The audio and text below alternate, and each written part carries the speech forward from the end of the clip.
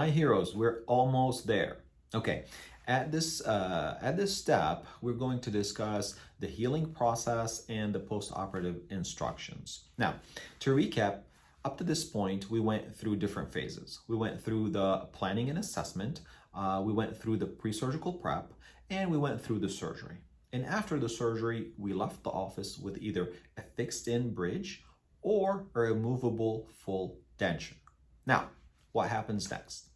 Next, we will need you to be on some pain medications to control any kind of discomfort that you might experience.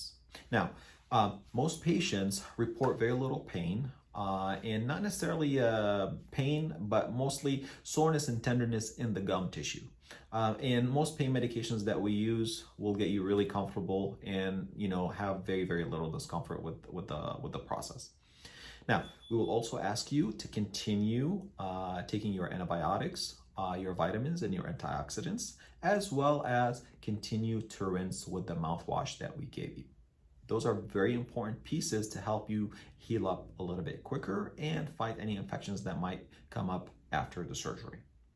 All right, now, from there, I will ask you to kind of limit your activity as much as you can and get as much sleep as you can. Now, sleep is how we heal. So I know it might seem counterintuitive, but I need you to sleep as much as possible.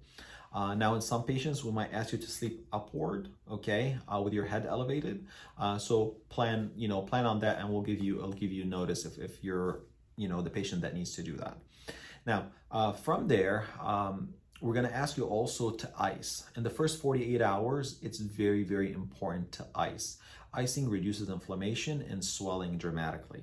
So what we're going to do, we're going to take a Ziploc bag, put some water and ice in it, and put compresses 20 minutes on, 20 minutes off on the area, and do it every 3 hours. And that's crucial in the first 48 hours. Now, with that in mind, ice cream is your friend. You can eat a lot of ice cream in that 48-hour window.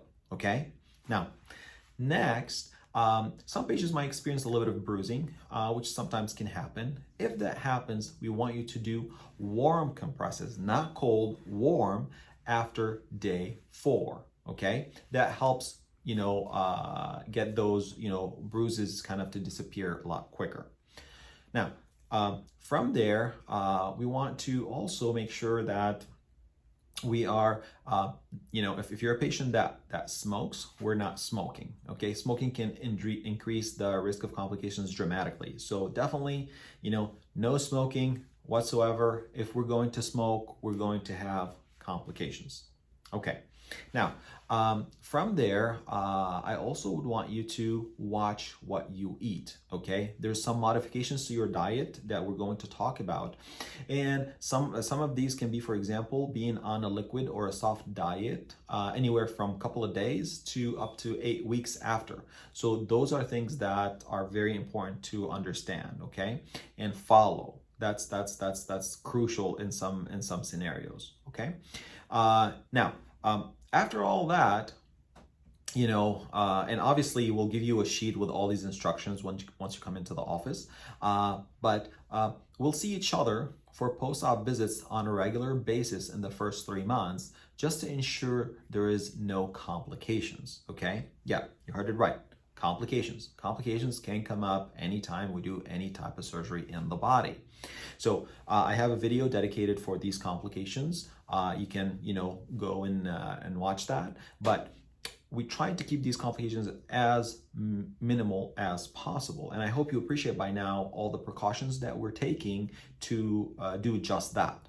And that's going to involve you and following the instructions and the recommendations that we give you to ensure that this process has the least amount of complications possible. So in that part, we need your help and we need you to follow all these instructions. Okay. All right. Now, after we're done with this healing stage, okay, now we are ready to move on to the final teeth, and that's coming up next.